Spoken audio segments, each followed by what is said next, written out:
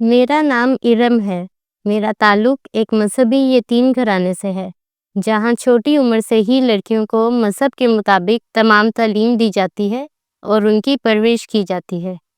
یہ یتیم خانہ کوٹ اسلام شہر میں واقع ہے۔ یتیم خانے کی مالک ایک بوڑھی افریقن عورت ہیں، جنہوں نے اپنے شوہر کے انتقال کے بعد اکیلے ہونے کی وجہ سے اس یتیم خانے کی بنیاد رکھی۔ میں بچپن سے ہی یہاں پلی بڑھی تھی۔ جب میری عمر 11 سال ہوئی تو میں بھی دوسری لڑکیوں کی طرح قرآن کی تعلیم حاصل کرنے لگی۔ مجھے ابھی اپنی زندگی میں بہت کچھ کرنا تھا، اپنا آپ منوانا تھا۔ اسی جنون کو دل میں لیے میں نے بہت جلد تلفظ کے ساتھ اپنا قرآن مکمل کیا اور عالمہ کا کورس کرنے لگی۔ میں نے 5 سال مکمل کر کے عالمہ کا کورس کیا۔ جوانی کی دہلیز پر قدم رکھتے ہی سب کو میری خوبصورتی کا ادراک ہو گیا تھا۔ وہ بوڑھی عورت تو مجھے دیکھتے ہی خوش ہو جاتی، مگر ان کی ایک بات بہت عجیب تھی۔ وہ مجھے باہر سے آنے والے لوگوں کے سامنے نہیں آنے دیتی تھی اور سختی سے کسی کے سامنے آنے سے منع کرتی۔ اکثر ہمارے یتیم خانے میں لوگ لڑکیاں اڈاپٹ کرنے آتے تھے۔ جو بے اولاد جوڑے ہوتے تھے وہ اپنی مرضی سے اماں جی کو خوب پیسے دیتے تاکہ وہ مزید ایسے لوگوں کی کفالت کر سکے، اور اس بات کو ماننے میں کوئی قباحت نہیں تھی کہ اماں ہم سب پر خوب خرچ بھی کرتی تھی۔ ہماری ہر چھوٹی بڑی ضرورت کا خیال وہ خود سے رکھتی تھی۔ وہ سارا دن بچوں میں مصروف رہتی، جبکہ سب بچوں سے زیادہ میں ان کے قریب تھی۔ وہ نماز ترک نہیں کرتی تھی۔ جمعرات کو گاؤں سے بچوں کو بلوا کر کھانا کھلانا تو کافی سالوں سے چلا آ رہا تھا۔ اماں کا کہنا تھا کہ ان کی شادی ان کی پسند سے ہوئی تھی، جس کی وجہ سے ان کی فیملی ان سے قطع تعلق کر چکی تھی۔ وجہ اماں کا افریقن اور ان کے شوہر کا مسلمان ہونا تھا، اور جن سے انہوں نے شادی کی وہ مذہبی گھرانے سے تعلق رکھنے والے امام کے بیٹے تھے، جن کی عزت و تکریم کے چرچے پورے شہر میں نمایاں تھے۔ ان دونوں نے سخت مخالفت کے باوجود ایک دوسرے کا ساتھ نہیں چھوڑا اور زندگی کی شروعات کے لیے نکل پڑے۔ اماں کے افریقن بھائی نے ایک غیر مذہبی شخص سے پسند کی شادی کرنے پہ ان پر بہت ستم کیے، مگر ان دونوں نے ہار نہ مانی اور اماں نے اپنے شوہر کی خاطر سچا دین قبول کر کے ان سے نکاح کر لیا۔ دونوں اپنے اس فیصلے سے کافی مطمئن تھے۔ نکاح کے کچھ وقت بعد ہی اماں کے شوہر کی اچھی جاب لگ گئی، مگر وہ اپنے بابا کے بہت قریب تھے، اسی لیے سب کچھ چھوڑ چھاڑ کر پاکستان آ گئے اپنی فیملی کے پاس۔ مگر ان کی فیملی نے بھی اماں کو سیاہ رنگت کے باعث قبول نہ کیا، سوائے ان کے سسر نے، جو کہ بہت نیک دل کے آدمی تھے۔ اماں جی ڈٹی رہیں اور سسرال والوں کے دل میں اپنے خلوص سے جگہ بنا کر ہی دم لیا۔ وہ بے حد خوشگوار زندگی گزار رہی تھی جب ان کو علم ہوا کہ اللہ پاک نے انہیں اولاد جیسی نعمت دینے کا فیصلہ کیا ہے۔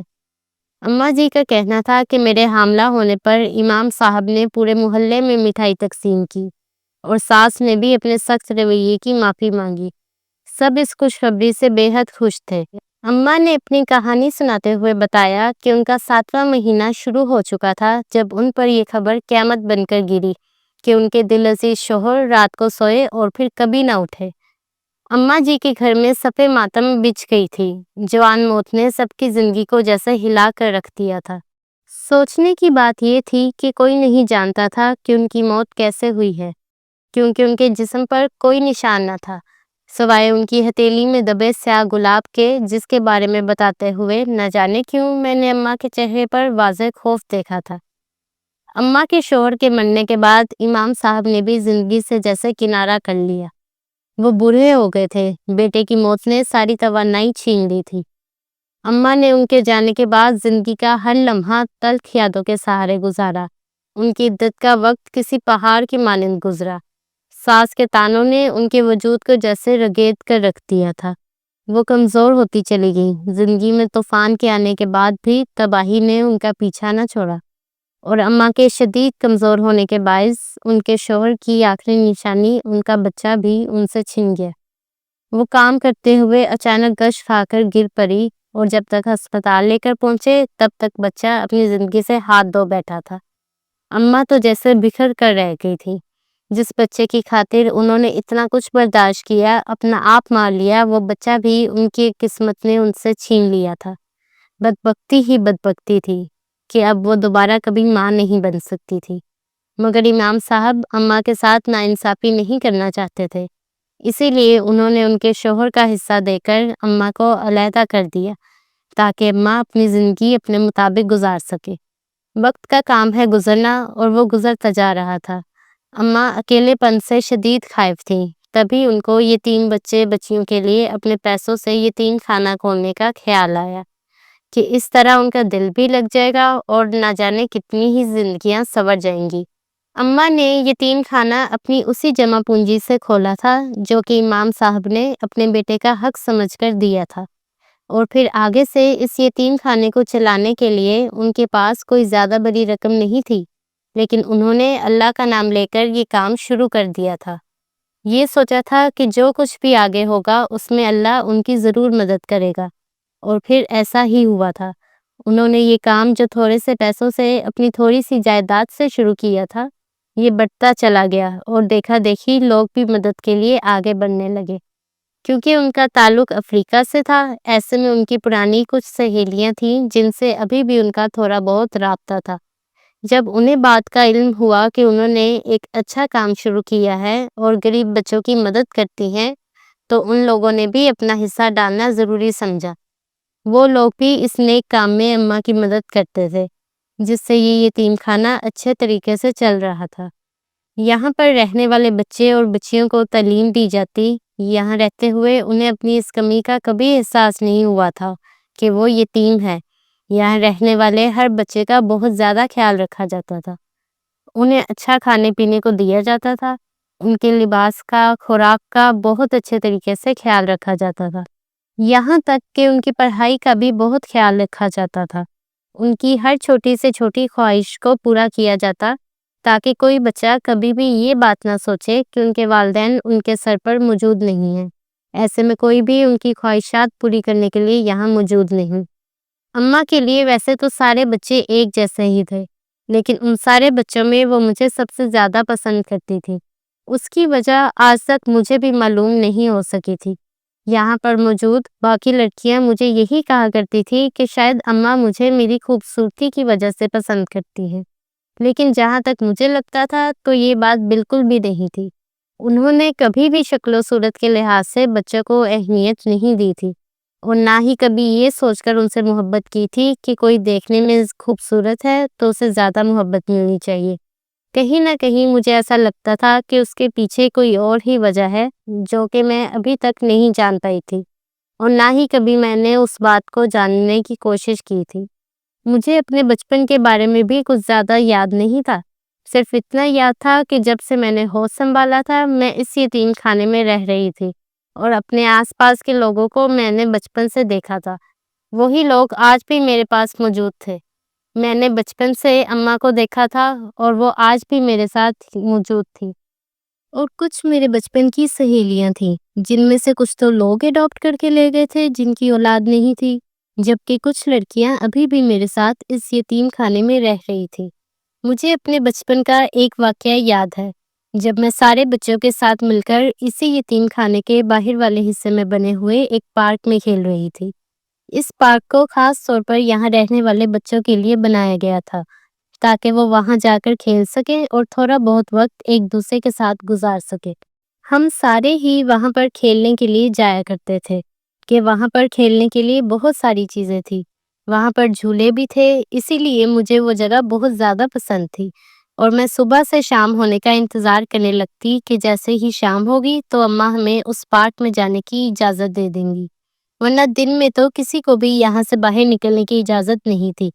اور پھر اسی طرح ایک دن ہم لوگ شام کے وقت اس پارک میں کھیل رہے تھے جب ایک عورت چلتی ہوئی میرے پاس آئی اور اس نے بہت پیار سے مجھے اپنے پاس کھڑا کیا۔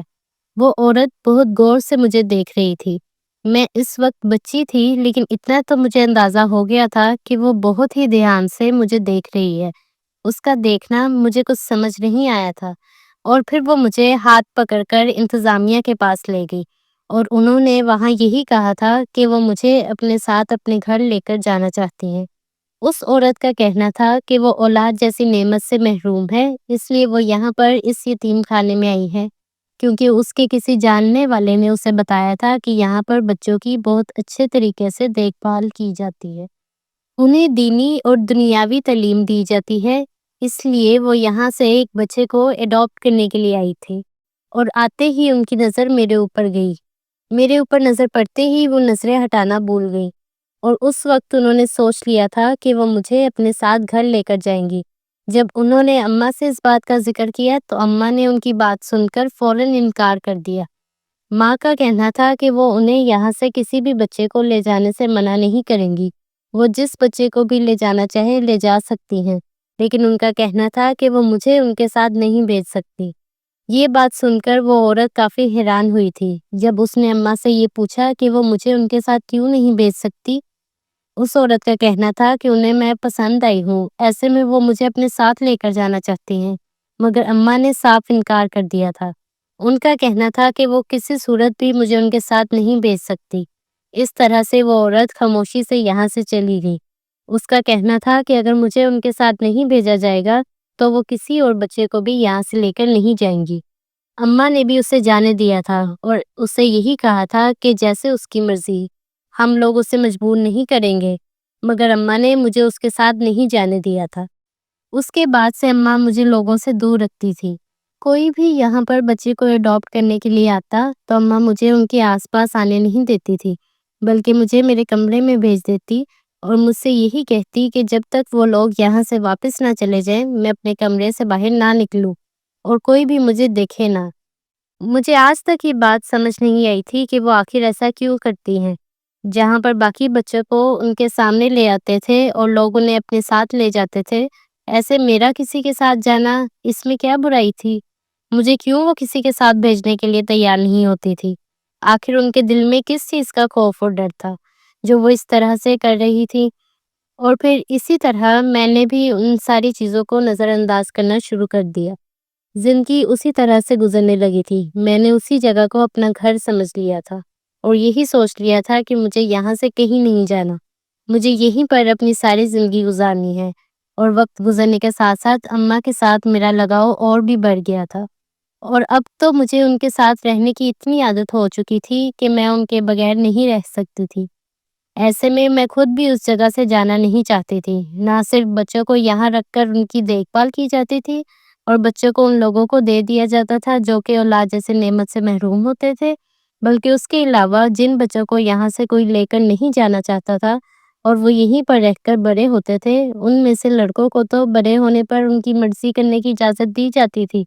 وہ چاہتے تو یہاں پر رہ سکتے تھے اور اگر چاہتے تو یہاں سے جا کر اپنی نئی زندگی کی شروعات کر سکتے تھے، لیکن لڑکیوں کو یہاں پر رکھا جاتا تھا، انہیں تعلیم دی جاتی تھی اور پھر ان کے بڑے ہونے پر ان کے لیے مناسب رشتے بھی تلاش کیے جاتے تھے۔ میرے ساتھ کچھ لڑکیاں ایسی تھیں جن کی شادیاں ہو چکی تھی، یہاں تک کہ ایک دو لڑکیاں ایسی بھی تھیں جو عمر میں مجھ سے چھوٹی تھیں اور اماں نے ان کی شادیاں کر کے انہیں رخصت کر دیا تھا، لیکن اماں نے آج تک کبھی بھی نہ تو میری شادی کا ذکر کیا تھا اور نہ ہی مجھے کسی کے ساتھ بھیجنے کے لیے تیار ہوئی تھی۔ میں یہی سمجھتی تھی کہ شاید اماں کو مجھ سے بہت زیادہ محبت ہے، کوئی ذاتی لگاؤ ہے، اس لیے وہ مجھے خود سے دور نہیں کرنا چاہتی، اور نہ ہی میں نے کبھی اس پر کوئی اعتراض کیا تھا اور نہ ہی اس پر کبھی ان سے کوئی سوال کیا تھا۔ اب تو میں نے اسی چیز کو اپنی زندگی مان لیا تھا۔ میں اماں سے یہی کہا کرتی تھی کہ میں تھوڑی سی اور بڑی ہو جاؤں، اس کے بعد میں ان کے ساتھ مل کر اس یتیم خانے کو چلاؤں گی، اور میری یہ ساری باتیں سن کر اماں مسکرا دیا کرتی تھی۔ مجھے یہی کہا کرتی تھی کہ کون جانے کس کے نصیب میں کیا لکھا ہے۔ یہی کہا کرتی تھی کہ ضروری تو نہیں کہ میں ساری زندگی یہیں پر ان کے ساتھ گزار دوں گی، یہ بھی ہو سکتا ہے کہ میں یہاں سے کسی بہت ہی اچھی جگہ چلی جاؤں اور میرے نصیب میں کچھ اچھا لکھا ہو۔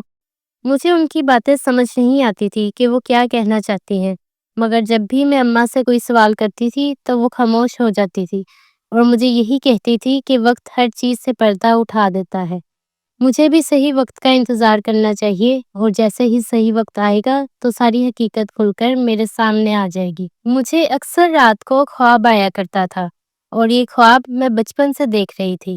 شروع میں اس خواب سے میں بہت زیادہ خوفزدہ ہو جاتی تھی، لیکن اب آہستہ آہستہ بڑے ہونے کے ساتھ ساتھ مجھے اس کی عادت ہونے لگی تھی۔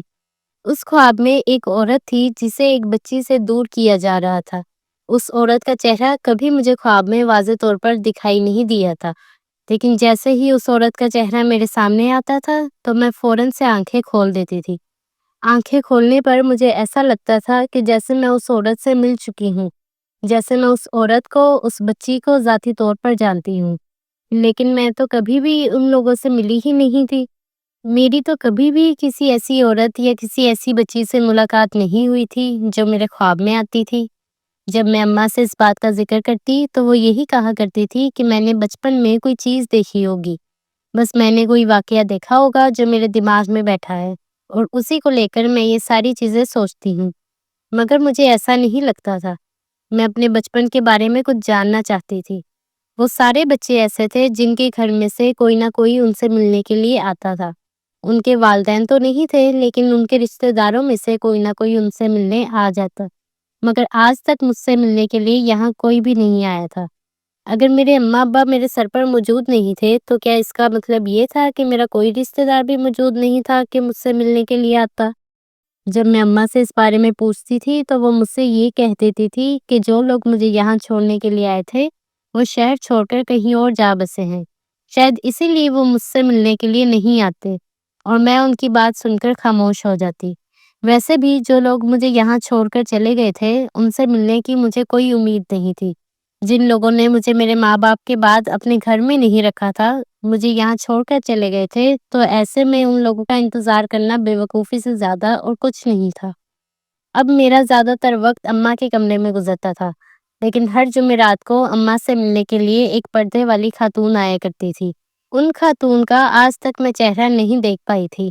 جیسے ہی وہ خاتون یہاں کے ہال میں داخل ہوتی تھی، اماں کو جانے کیسے ان کے آنے کا معلوم ہو جاتا تھا، فوراً مجھے کمرے سے باہر جانے کا کہتی تھی۔ مجھے یہی کہتی کہ جاتے وقت میں پیچھے مڑ کر نہ دیکھوں اور یہاں سے سیدھا اپنے کمرے میں چلی جاؤں، اور میں خاموشی سے ان کی بات مان کر ان کے کمرے سے باہر آ جایا کرتی تھی۔ اور پھر جب وہ خاتون ان سے مل کر چلی جاتی تو اماں خود مجھے بلا لیتی۔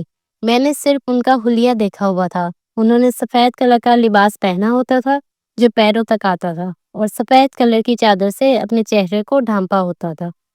آج تک میں ان کا چہرہ نہیں دیکھ پائی تھی، مگر بچپن سے ہی میں ان خاتون کو یہاں پر آتے ہوئے دیکھ رہی تھی۔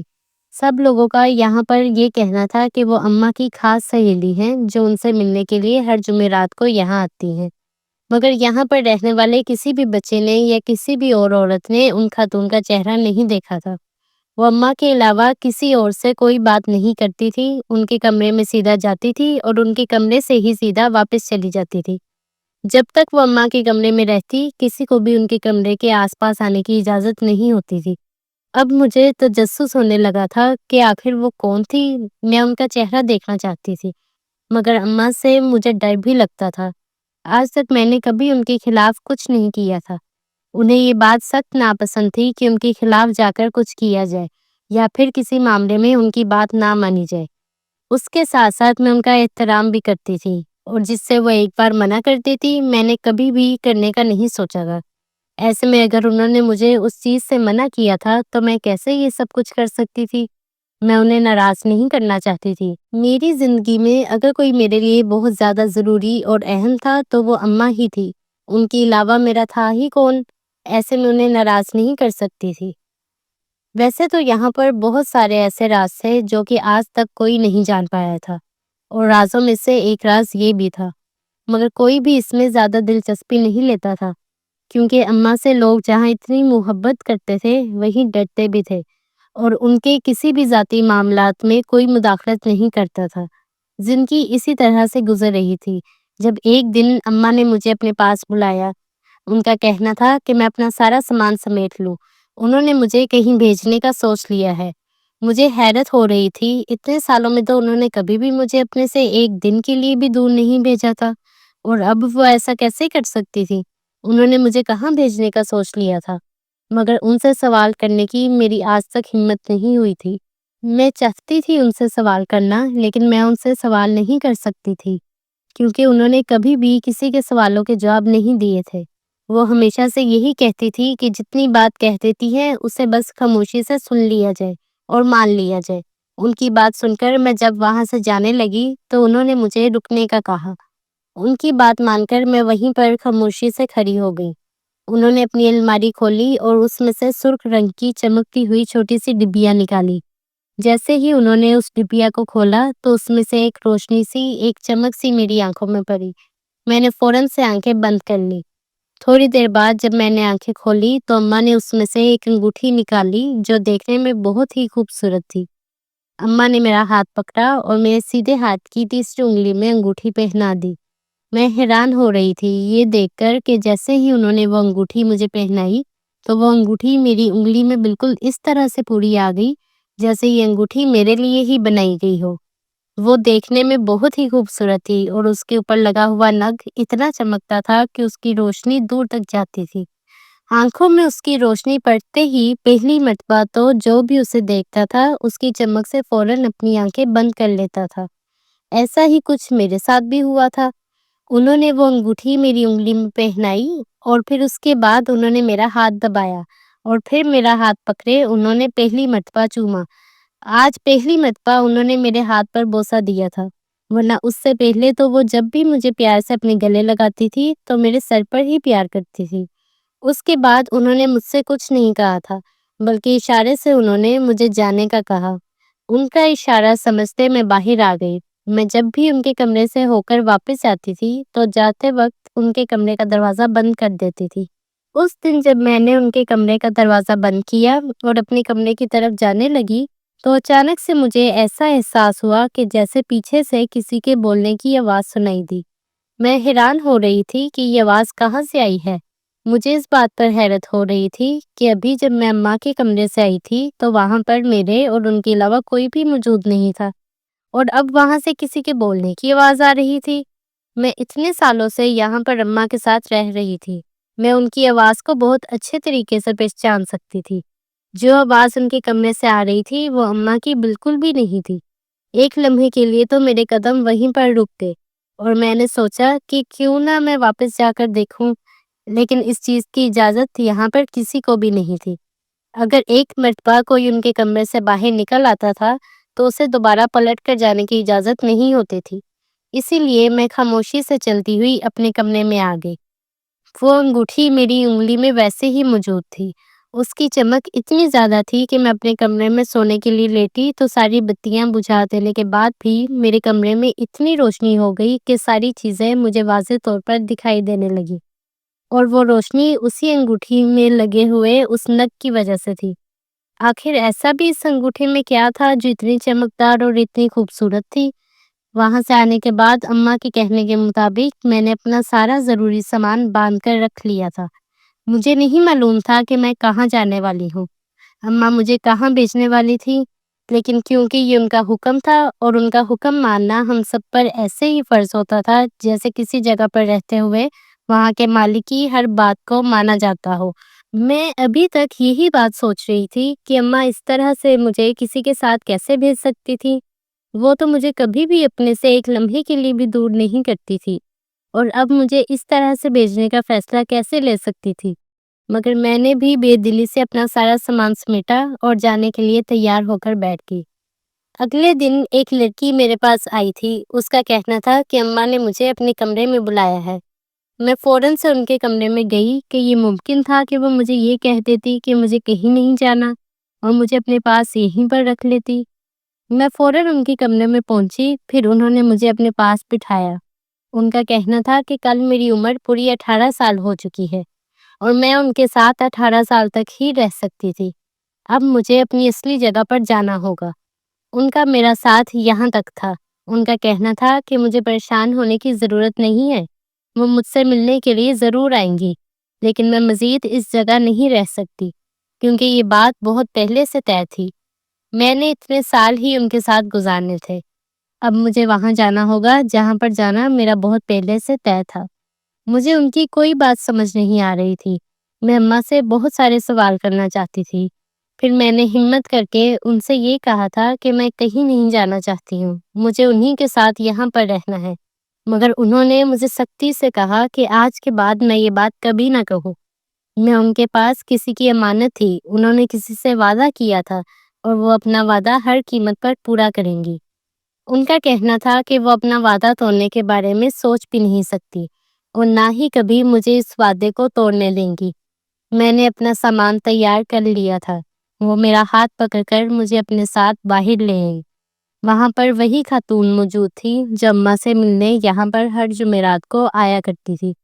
وہ آج بھی سفید لباس میں موجود تھی اور آج بھی اس عورت کا چہرہ واضح طور پر دکھائی نہیں دے رہا تھا۔ اماں نے مجھے ان کے ساتھ جانے کا کہا۔ دیکھتے ہی دیکھتے وہاں ایک بڑی سی گاڑی آ کر رکی اور وہ عورت جا کر اس میں بیٹھ گئی۔ میرا سامان بھی گاڑی میں رکھوایا گیا۔ اماں مجھے گلے ملی اور مجھے یہی کہا کہ مجھے پریشان ہونے کی ضرورت نہیں ہے، وہ مجھ سے ملنے کے لیے ضرور آئیں گی۔ اتنا کہہ کر انہوں نے مجھے اس گاڑی میں بٹھا دیا اور گاڑی اپنی منزل کی طرف چل پڑی۔ کافی لمبا سفر طے کرنے کے بعد وہ گاڑی ایک بہت ہی خوبصورت گھر کے باہر آ کر رکی تھی۔ وہ گھر بھی بالکل سفید رنگ کا تھا۔ اس کی دیواروں پر سفید رنگ کا کلر کیا گیا تھا۔ وہ خاتون گاڑی سے باہر نکلی اور مجھے بھی انہوں نے اپنے پیچھے آنے کا کہا۔ میں خاموشی سے ان کے پیچھے چلتی رہی۔ انہوں نے کہا تھا کہ میرا سامان مجھ تک پہنچ جائے گا۔ جب وہ بولی تو ان کی آواز ایک دم میرے کانوں میں گونجی۔ یہ آواز تو میں پہلے بھی سن چکی تھی۔ جب تھوڑا سا میں نے غور کیا تو مجھے یاد آیا کہ یہ آواز تو وہی تھی جو اس دن میں نے اماں کے کمرے سے آتی ہوئی سنی تھی۔ جس وقت میں ان کے کمرے سے نکل کر جا رہی تھی تو یہ آواز مجھے سنائی دی تھی۔ میں ایک مرتبہ اگر کسی کی شکل دیکھ لیتی تھی یا پھر کسی کی آواز سن لیتی تھی تو وہ آواز اور شکل مجھے یاد رہتی تھی۔ اگلی بار میں اگر اس آواز کو سنتی تھی تو فوراً پہچان جاتی تھی۔ یہ بچپن سے ہی میرے ساتھ ہوتا تھا، اسی لیے میں نے اس وقت آواز سنتے ہی پہچان لی تھی۔ مگر جب اماں سے ملنے گئی تھی تو وہ اس کمرے میں موجود ہی نہیں تھی۔ خیر، ان ساری باتوں کو نظر انداز کر کے میں ان کے پیچھے پیچھے چلتی ہوئی اس گھر کے اندر داخل ہو گئی۔ وہ گھر دیکھنے میں باہر سے جتنا خوبصورت تھا اس سے کہیں زیادہ خوبصورت تو وہ اندر سے تھا۔ اندر ہر جگہ سفید رنگ کا رنگ کیا گیا تھا اور سفید رنگ کے بڑے بڑے پردے لگے ہوئے تھے۔ پھر اچانک وہ عورت میری طرف پلٹی اور پھر اس نے اپنے چہرے سے نقاب ہٹایا۔ اس عورت کو دیکھ کر میں حیران رہ گئی تھی کہ یہ تو وہی عورت تھی جو میرے خواب میں آتی تھی۔ اب جب اس کا چہرہ میرے سامنے آیا تھا تو میرا خواب مجھ پر واضح ہونے لگا تھا۔ خواب میں یہی عورت مجھے دکھائی دیتی تھی، لیکن اس کے ساتھ بچی کون تھی؟ اس بچی کو اس عورت سے جدا کیوں کیا جا رہا تھا؟ میں یہ بات پوچھنا چاہتی تھی جب وہ میرے کچھ بھی بولنے سے پہلے ہی بول پڑی۔ اس نے مجھے اوپر جانے کا کہا۔ وہاں پر ایک بہت ہی خوبصورت کمرہ تھا۔ مجھے جس کمرے میں جانے کا کہا گیا میں وہاں گئی تو وہاں پر ایک بچی کی تصویر پہلے سے موجود تھی۔ جب میں نے اس تصویر کو غور سے دیکھا تو وہ تصویر اسی بچی کی تھی جو خواب میں مجھے دکھائی دیتی تھی۔ اب اماں کی باتیں مجھے سمجھ آنے لگی تھی۔ جب میں اماں کو اپنا خواب سنایا کرتی تھی تو وہ مجھے یہی کہا کرتی تھی کہ مجھے انتظار کرنا پڑے گا، سبھی حقیقت میرے سامنے آ جائے گی۔ مجھے لگتا تھا کہ میرے خواب کی حقیقت اس گھر سے جڑی ہوئی ہے، لیکن میرا ان ساری چیزوں سے کیا تعلق تھا مجھے کچھ سمجھ نہیں آیا تھا۔ بس کمرے میں کافی دیر میں کھڑی رہی تھی جب اچانک سے وہی عورت میرے کمرے میں آئی۔ ان کا کہنا تھا کہ مجھے اسی جگہ ان کے ساتھ رہنا ہوگا، یہاں پر ان کے علاوہ بھی اور لوگ موجود ہیں۔ لیکن اگلی بات جو انہوں نے کہی تھی اسے سن کر میرے پیروں کے نیچے سے زمین نکل گئی تھی۔ ان کا کہنا تھا کہ وہ انسان نہیں ہے بلکہ وہ ایک جن زادی ہیں۔ اس عورت کا کہنا تھا کہ انہوں نے مجھے اس یتیم خانے سے بالکل ویسے ہی اڈاپٹ کیا ہے جیسے باقی لوگ وہاں سے بچوں کو اپنے ساتھ لے کر جاتے تھے، اور مجھے اسی گھر میں ان کے ساتھ رہنا ہوگا۔ مجھے یہاں پر کسی چیز کی کوئی پریشانی نہیں ہوگی۔ جو چیز مجھے چاہیے ہوگی مجھے میرے کہے بغیر ہی مل جایا کرے گی۔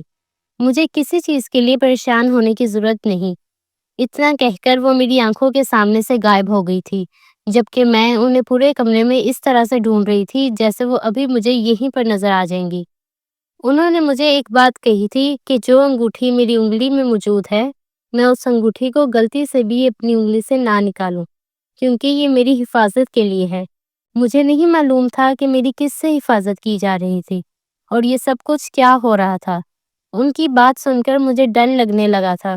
ان کے جاتے ہی میں نے اسے اچھی طرح سے دیکھا اور پھر میں وہاں پر بیٹھ گئی۔ جب کمرہ بند کر کے میری نظر پیچھے پڑی تھی تو میرے ہی کمرے میں بہت ساری کھانے کی چیزیں موجود تھیں، جو کہ میں نے تو بالکل بھی نہیں منگوائی تھی، مگر میرے کہے بغیر یہاں سب کچھ پہلے سے موجود تھا۔ مجھے بہت بھوک لگی ہوئی تھی کیونکہ میرے کھانے کا وقت ہو چکا تھا۔ اس وقت ہم لوگ اپنا کھانا ختم کر کے اپنے اپنے کمروں میں سونے کے لیے پہنچ جایا کرتی تھی۔ میں نے وہ کھانا دیکھتے ہی کھانا شروع کر دیا تھا کیونکہ مجھے بہت بھوک لگی ہوئی تھی۔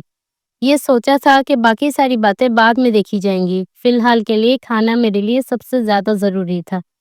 پھر میں نے کھانا کھاتے ہی ساری چیزیں ایک طرف رکھی اور سونے کے لیے لیٹ گئی۔ اگلا دن جمعرات کا دن تھا۔ اماں ہر جمعرات کو مجھ سے ملنے لازمی آیا کرتی تھی، لیکن چہرہ چھپا کر۔ یہ بات مجھے معلوم نہیں تھی، مگر اس بار میں نے ان کا نقاب میں چھپا چہرہ دیکھ لیا تھا۔ میں اماں کو یہاں دیکھ کر حیران رہ گئی کہ وہ یہاں کیسے آئیں اور مجھے یہاں اس عجیب سی دکھنے والی عورت کے ساتھ کیوں بھیجا گیا۔ کیا میں ان پر اتنی بوجھ تھی یا کسی لالچ میں آ کر انہوں نے یہ انتہائی قدم اٹھایا تھا؟ میرا ذہن مختلف سوچوں میں الجھا ہوا تھا۔ سوال در سوال موجود تھے جن کے جوابات صرف اماں ہی دے سکتی تھی، جنہوں نے کبھی مجھے خود سے دور نہیں کیا، ہمیشہ مجھے لوگوں کی نظروں سے بچایا، اور یوں اچانک مجھے کسی بھی انجان کے حوالے کر دیا۔ یہ کہاں کا انصاف تھا؟ میں روتے ہوئے افریقن اماں سے ساری بات کے بابت پوچھنے لگی کہ آخر انہوں نے میرے ہی ساتھ ایسا کیوں کیا، کیوں مجھے خود سے دور کر دیا۔ اماں بھی مجھے دیکھ کر آبدیدہ ہو گئی اور مجھے لیے ایک سنسان گوشے میں چلی آئی۔ اماں نے مجھے ساری بات بتانا شروع کی۔ جیسے جیسے میں اماں کی باتیں سنتی جا رہی تھی، میرے چہرے کی رنگت زرد پڑتی جا رہی تھی۔ حقیقت اس قدر بھیانک ہوگی میں نے خواب و خیال میں بھی نہیں سوچا تھا۔ میں کیا کیا سوچے بیٹھی تھی اور زندگی نے ایک دم پاسا پلٹ کر مجھے زمین پر لا پٹکا تھا۔ میرا روم روم خوف زدہ ہو گیا تھا۔ اماں نے مجھے بتایا کہ ان کے شوہر امام کے بیٹے تھے۔ ان کی شادی اماں سے پہلے اپنے ہی خاندان کی سب سے خوبصورت لڑکی سے ہو گئی تھی، جسے انہوں نے دل سے قبول کر لیا تھا۔ اس لڑکی کے حسن کے چرچے خاندان بھر میں مشہور تھے، مگر قسمت کی بات تھی کہ وہ اماں کے شوہر سے بیاہ کر ان کے گھر آ گئی۔ وہ جتنی خوبصورت تھی اتنی ہی عجیب بھی تھی۔ امام صاحب کو اس کی حرکتیں کچھ مشکوک لگنے لگی تھی، جس کی وجہ سے انہوں نے اپنے بیٹے کو بہو پر نظر رکھنے کا کہا۔ شروعات میں تو سب کچھ بہت اچھے سے ہو رہا تھا، سب بہت خوش باش زندگی گزار رہے تھے کہ اچانک ایک رات امام صاحب نے اس لڑکی کو اسٹور روم میں جاتے دیکھا۔ انہوں نے بیٹے کو بتایا کہ جا کر دیکھو تمہاری بیوی رات کے اس پہر اسٹور روم میں کیا کرنے گئی ہے، اور جب وہ وہاں پہنچے تو ان کے پیروں تلے زمین نکل گئی، کیونکہ وہاں ان کی نئی بیاہتا بیوی اپنے گرد سیاہ دائرہ بنائے درمیان میں سلگتی آگ میں ریت ڈالتی نہ جانے کون سے منتر پھونک رہی تھی۔ ان کی آنکھیں بیوی کا یہ روپ دیکھ کر پھٹی کی پھٹی رہ گئی۔ حقیقت کا ادراک بہت دیر سے ہوا تھا، مگر جو وہ دیکھ رہے تھے اس پر یقین کر پانا ناممکنات میں سے تھا۔ ان کی بیوی ان کے سامنے ہی غلط کام کر رہی تھی۔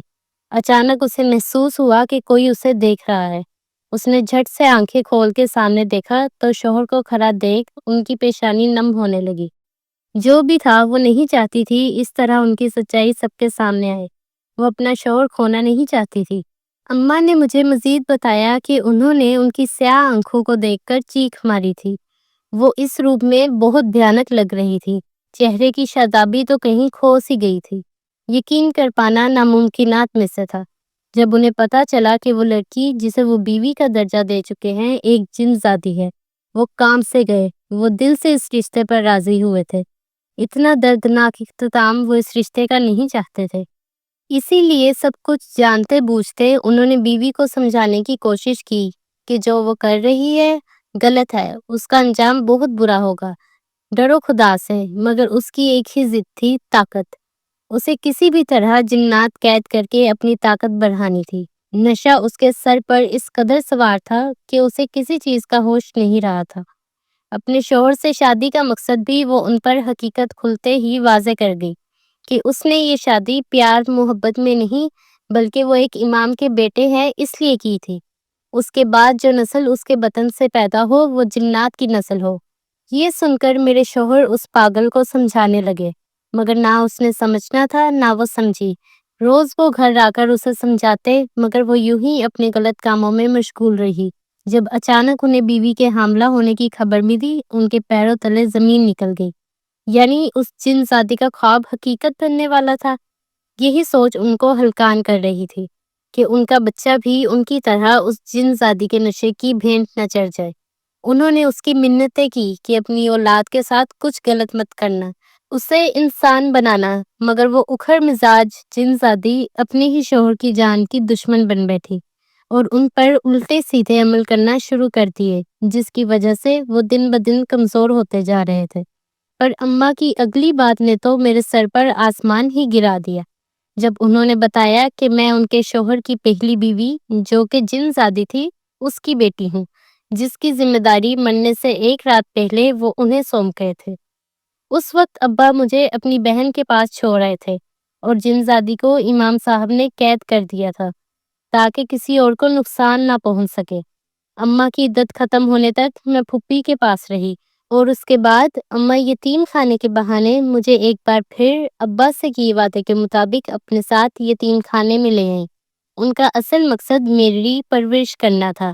یتیم خانہ بھی انہوں نے اسی لیے بنایا کہ کسی کو شک نہ ہو مجھ پر اور وہ میرے جیسی مزید لڑکیوں کی مدد کر سکے۔ اماں نے نہ جانے اب تک کتنی ہی لڑکیوں کی زندگی بچائی تھی اور مجھے بھی ہمیشہ اپنے شوہر کی آخری نشانی سمجھ کر اپنی اولاد کی طرح سینے سے لگا کر پالا، میری ہر خواہش کا احترام کیا۔ اماں ساری بات میرے گوشے گزار کر کے پھوٹ پھوٹ کر رونے لگیں۔ میرے لیے یہ بات ہی کافی تکلیف دہ تھی کہ میری اتنی بڑی سچائی مجھ سے چھپائی گئی ہے۔ کیا میں کسی کے لیے کبھی اہم نہیں تھی اور میری سگی ماں مجھے اپنے غلط ارادوں کے لیے استعمال کرنا چاہتی تھی؟ اور ایک وہ غیر عورت تھی جس نے ماں سے بڑھ کر میری زندگی میں اپنا اہم کردار ادا کیا تھا، میری زندگی سنوارنے میں اپنی جوانی قربان کر دی تھی۔ سچ کہتے ہیں پیدا کرنے والے سے بڑا پالنے والا ہوتا ہے۔ میں اماں کے گلے لگ کر خوب روئی، سارا غبار نکل گیا تھا۔ اماں اور میں ایک دوسرے کا سہارا تھے، مگر اماں نے مجھے اس جن زادی کے حوالے کیوں کیا، میں یہ اب ان سے پوچھنے لگی کہ کیوں مجھے یہاں رکھا جا رہا ہے۔ اماں نے میرے آنسو صاف کیے اور مجھے تحمل سے بات سمجھانے لگی کہ اب میری ماں بدل گئی ہے، اب وہ مجھے اپنی اولاد کو خود کے قریب کرنا چاہتی ہے، اسی لیے وہ مجھے یہاں لائی ہیں تاکہ اپنی برادری میں میری شادی کر سکے اور میرا گھر آباد ہو سکے۔ اماں نے مزید کہا کہ وہ مجھ سے ملنے آیا کریں گی، یتیم خانے کی کفالت ہی ان کی زندگی ہے، جب تک جئیں گی یہی کریں گی اور مجھے اب سے یہیں رہنا تھا، اماں سے دور اپنی سگی ماں کے ساتھ جہاں ہمارا اصل تھا۔